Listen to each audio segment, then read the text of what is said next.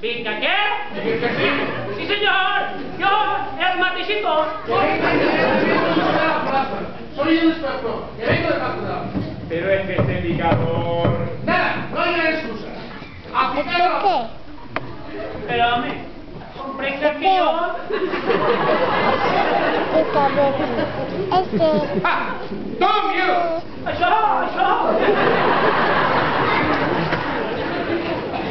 ¿Eso qué está diciendo?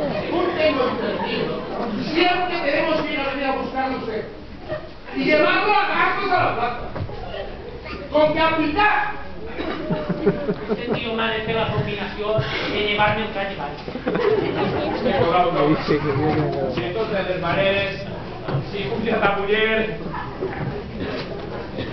¡Pronto! ¡Que son las 4 de la tarde! Però, senyor inspector, que jo tinc un canguelo. ¿Qué es eso? Fort!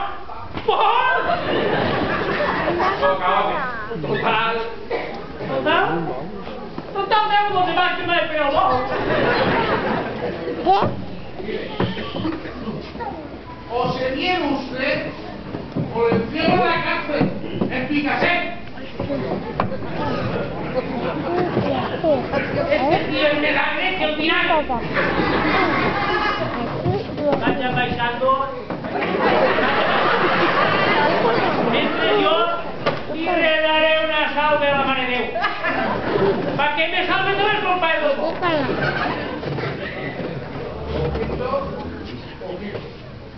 Que no tenga que volver a hacer. Le repito que no tenga que volver a hacer.